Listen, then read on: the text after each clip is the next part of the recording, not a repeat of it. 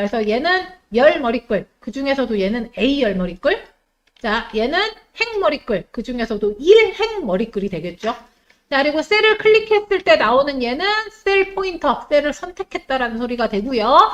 자, 그럼 이런 셀들이 모여서 뭐가 되겠어요? 데이터를 이루겠죠. 그죠? 하나의 데이터를 이루면 그걸 이제 시트라고 부르고요. 그리고 엑셀 같은 경우 시트를 하나만 쓸 수 있는 게 아니라 하나의 통합 문서 안에 시트를 여러 개 만들 수 있어요. 언제 사용이 가능하시냐면 뭐 거래 명부라고 한다면 1월, 2월, 3월을 나눠 내가 입력을 해야 된다. 그러면 여기 통합 문서 제목은 뭐 2024년 거래대장이 되시는 거고, 요 시트의 첫 번째 시트는 1월. 자, 그리고 두 번째 시트 만들어서 2월. 이런 식으로 시트를 추가해서 각각 다른 데이터를 입력하실 수가 있는데, 시트를 추가하실 때는 그 옆에 있는 더하기 보이세요? 시트 1 바로 옆에 오른쪽에 보시면 더하기 보이시죠? 자, 더하기를 클릭하면 이런 식으로 시트 2.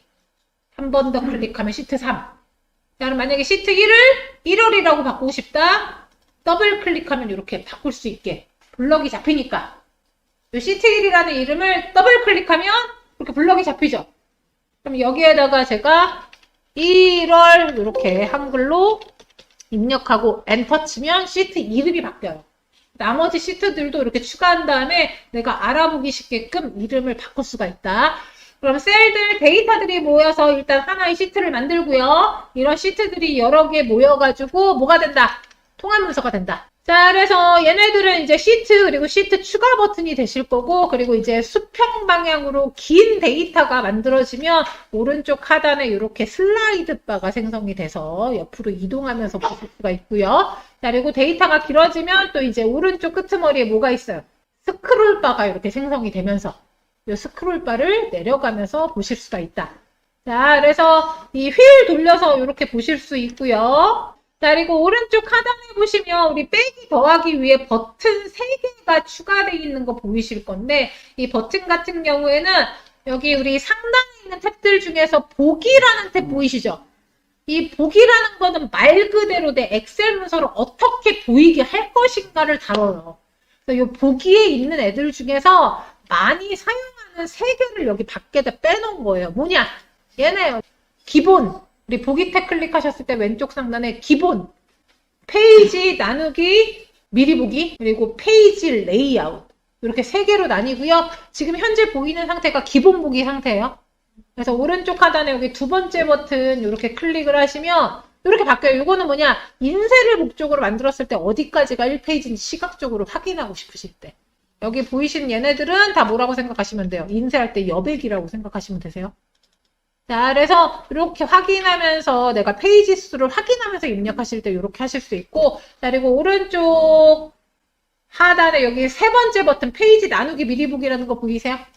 자, 얘 클릭하면 아무것도 안 보실 건데 이거 뭐냐면 데이터가 입력되어 있는 셀들만 인쇄 영역을 보여주는 거예요. 근데 지금은 아무것도 인쇄 안 했기 때문에, 입력을 안 했기 때문에 인쇄할 영역이 없어서 그냥 이렇게 보여요. 자, 그래서 요거 해드리는 이유는 굳이 이렇게 하고 쓰시라는 게 아니라 또 이거저거 눌리다 보면 이렇게 바꿔놓고 이제 당황하셔. 원래 생긴 거랑 다르니까. 그죠? 그래서 얘 같은 경우에는 이런 게 생겼다. 뭘 찾으시면 돼요? 오른쪽 하단에 요 첫 번째 버튼. 마우스 가져가시면 기본이라고 뜨는 걸 찾아서 클릭하시면 이렇게 나온다. 요 점선은 신경 안 쓰셔도 돼요. 요거는 인쇄 미리 영역을 한번 확인하면 이런 식으로 여기까지가 인쇄되는 한 장에 들어가는 거다라고 나오는 건데 얘는 껐다 키면 다시 없어져요. 요거는. 자, 그러면 여기 보실게요. 자, 그럼 또 다양한 우리가 이제 입력 방법을 아셔야 되니까 자, 우리 이번에는 B2 셀부터 데이터 입력하실 거예요. 그러면 일단은 B2 셀을 클릭해 놓고 시작을 하셔야 되겠죠. 자, B2 셀을 마우스 포인터로 클릭해서 이렇게 셀 포인터 갖다 놓으시고요. 자, 여기에다가 타라고 입력할 거예요. 자, 그리고 다 쓰신 분들은 엔터, 모니터. 자, 그리고 이번에는 탭 눌러서 옆으로 갈게요. 자, 그리고 여기에다가는 키보드라고 입력하고 엔터 한번 쳐볼게요. 자, 그러면 원래 얘는 컴퓨터, 모니터, 키보드 이렇게 수직 방향으로 입력하려고 했는데 컴퓨터에 일단 오타가 났고요. 근데 이미 입력 완료를 해버렸어요. 자, 그리고 키보드는 실수로 수평 방향에다 입력을 했단 말이에요. 자, 그러면 물론 컴퓨터 클릭하고 다시 쓰면 돼요. 근데 만약 글자 수가 많다면 한 글자 때문에 처음부터 다시 쓰기 귀찮으니까. 자, 오타가 난 데이터를 고치고 싶으실 때는 오타가 난 데이터 클릭하세요. 자, 그리고 여기 타 보이시죠? 타를 다시 쓰셔야 되잖아요. 타 옆에다가 이렇게 마우스 포인터 가져가시고 더블 클릭하면 커서가 들어가니까 틀린 글자만 지우고 터.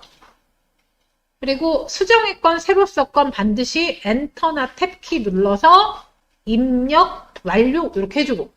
자, 그리고 옆에 키보드를 원래 여기다 입력을 해야 돼요. 가령 이게 이제 제품명이라고 한다면 제품명이라는 머리글을 기준으로 아래쪽으로 모여놔야 된단 말이에요. 그래서 엑셀 같은 경우에는 보통 같은 종류의 데이터를 수직 방향으로 블럭 쌓는 식으로 쌓아놓으셔야지만 좋은 데이터 모음이에요. 얘를 모는 수평으로 하고 모는 수직으로 하면 그거는 다른 데이터가 아니에요.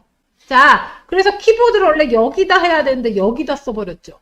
여기다 다시 써도 돼요. 다시 쓰고 지워도 되고. 혹은 하나가 아니라 이만큼을 만약에 잘못 썼다. 그러면 지우고 다시 쓰는 만큼 시간이 길어질 수밖에 없잖아요. 그래서 그 경우에는 이미 입력한 데이터를 이동시키면 돼요. 자, 어떻게 이동하느냐? 물론 여러 가지가 있어요. 첫 번째, 잘라내기 한 다음에 붙여놓는 방법이 있겠죠? 한번 해볼게요. 컨트롤 키 누른 상태에서 X는 빨리 눌렀다 손대시되 컨트롤은 끝까지 누르고 계셔야 된다. 자, 그럼 얘를 붙여넣을 건데 모니터 밑에다 붙여넣을 거니까 반드시 위치를 좀 지정을 해줘야 되겠죠? 자, B4번 셀에다 붙여넣을 거다. 일단 B4 클릭하고. 자, 그랬더니 이동했죠? 자, 요렇게 하시는 방법이 하나가 있고, 자, 컨트롤 Z 한번 누를게요. 컨트롤 Z. 컨트롤 Z는 Z 눌렀더니 다시 원래대로 넘어왔어요. 자, 반짝거리는 거 없앨게요. ESC 키 누를게요. 키보드가 입력되어 있는 C3번 셀을 클릭해 놓으시면 여기 바깥쪽에 생긴 요 테두리 보이세요? 이 초록색 테두리에다가 마우스를 이렇게 가져가시면 4방향 화살표가 나오는 지점이 있어요. 그래서 이렇게 4방향이 나왔을 때 왼쪽 버튼 누른 상태에서 드래그 하셔서 내가 원하는 위치로 끌고 가세요. 끌고 간 다음에 그럼 이렇게 테두리만 따라오죠? 손 딱 놓으면. 여러 개를 한꺼번에 옮기실 때 이렇게 하실 수 있다라는 소리예요. B2부터 원래 입력했어야 되는데 잘못 입력했어요? 그럼 또 마찬가지로 뭐 하시면 돼요? 이렇게 드래그하고 컴퓨터부터 키보드까지 드래그하고. 자, 그리고 바깥쪽 초록색 테두리 보이시죠? 자, 여기에다 마우스 포인터 이렇게 가져가면 뭐가 생겨요? 4방향 화살표 이동할 때 사용하는 포인터로 바뀌잖아요. 그때 드래그 하셔서 D열까지 끌고 가면 테두리만 따라오죠? 놓으면 이렇게. 자, 컨트롤 Z 눌러서 원래에다가 갖다 놓을게요. 자, 그러면 여기 밑에는 키보드라는 글자를 반복해서 써야 된다라고 한번 가정을 한번 해볼게요. 자, 그럼 일단은 엑셀 같은 경우에는 여기 위에 키보드 한번 썼죠? 거기 밑에다가 이제 키라고 한번 입력해 보시면 같은 열에 방금 키보드를 입력했기 때문에 혹시 또 들어갈 거냐고 떠요. 똑같은 거 입력할 거면 뒤에 보드는 쓰지 마시고 그냥 바로 엔터 치면 돼요. 자, 여기다 모라고 입력해 볼게요. 모. 모니터 떴죠? 엔터 치면 돼요. 컴이라고 했더니 컴퓨터 뜨죠? 엔터 치면 돼요. 자, 근데 이번에는 키라고 했더니 키보드가 뜨는데 저는 키보드 1이라고 입력하고 싶어요. 그럼 뒤에 이제 글자가 하나 더 있잖아요. 그죠? 그래서 이 경우에는 엔터 치지 마시고 키라고 떴는데 만약에 이렇게 입력할 건데 앞 글자만 똑같고 뒤에가 다르다. 그럼 뒤에 보드 들어간 거 신경 쓰지 마시고 그냥 계속 쓰시면 돼요. 계속 이렇게 쓰면 돼요. 같은 거 입력할 때는 한 글자 입력하고 같은 데이터가 들어갔을 때 엔터나 탭키 누르시면 되시고 만약에 키만 똑같고 뒤에 글자가 다르다면 이미 들어간 글자 신경 쓰지 마시고 그냥 쭉 이어 쓰시면 된다. 자, 그리고 엔터 치면 되겠죠. 그래서 요게 일단 우리 이제 반복되는 문자열 데이터, 숫자는 안 돼요. 문자열 데이터만 돼요. 반복되는 문자열 데이터 입력했을 때 같은 데이터 요거는 당연히 같은 열에서만 되는 거고요. 자, 그럼 이번엔 C2 클릭할게요. C2. 자, C2 이렇게 클릭해 놓고 다시 아까처럼 컴퓨터 안 들어가죠. 왜요? 다른 열이라서 그래요. 자, 그럼 여기다가 컴퓨터 입력하고 엔터 칠게요. 요렇게가 다 컴퓨터가 들어가야 된다라고 한번 가정을 한번 해볼게요. 그 경우에는 물론 복사해서 컨트롤 V, 컨트롤 V, 컨트롤 V 하시는 방법도 있겠지만 엑셀은 이렇게 이런 반복되는 데이터를 넣을 때 굉장히 쉽게 넣을 수 있도록 기능을 갖고 있는데 자, 그 중에 하나가 채우기라는 기능이에요. 채우기. 자, 그러면 엔터 쳤기 때문에 일단은 셀 포인터가 밑으로 내려갔잖아요. 자, 그러면 기준이 되는 데이터가 들어가 있는 셀을 클릭을 하세요. 자, 이렇게 클릭을 하시면 셀 포인터가 생성이 됐죠? 그리고 여기 되게 특이하게 점이 하나 찍혀 있어요. 이 점을 위치라고 생각을 하셔야 돼요. 자, 여기 점에다가 지금 현재 마우스 포인터는 흰색 십자형 모양이죠. 더하기 모양. 근데 여기에다가 이렇게 마우스를 가져가시면 검정색 더하기 모양이 나와요. 자, 요거를 뭐라고, 이 검정색 더하기를 뭐라고 하느냐? 채우기 핸들이라고 불러요. 채우기 핸들. 데이터를 채워야 되는 셀까지 아래로 드래그를 이렇게 할게요. 그리고 손을 떼면 이 채우기 핸들 같은 경우에는 나중에 계속 나와요. 자, 그러면 D2에다가 제가 컴퓨터 모니터 이렇게 썼어요. 자, 컴퓨터 쓰고 엔터, 모니터 쓰고 엔터, 그리고 밑에는 컴퓨터 모니터가 반복으로 들어가야 돼요. 이 경우에도 채우기를 이용하시면 되는데 이번에는 기준이 되는 데이터가 두 개죠. 자, 그러면 기준이 되는 두 가지를 이렇게 입력한 다음에 이 두 데이터가 들어가 있는 셀을 또 마찬가지로 드래그를 해요. 그러면 이렇게 셀 포인터가 잡히잖아요.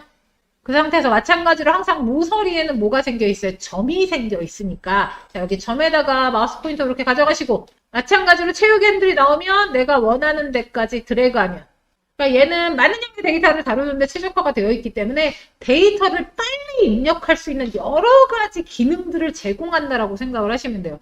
여기다 마우스 이렇게 가져가셔서 오른쪽으로 어디까지? F10까지 당겨볼게요. F10까지 오른쪽으로 그리고 놓으면 이렇게 다시 찾아뵙도록 하겠습니다. 자, 오늘 수고하셨습니다.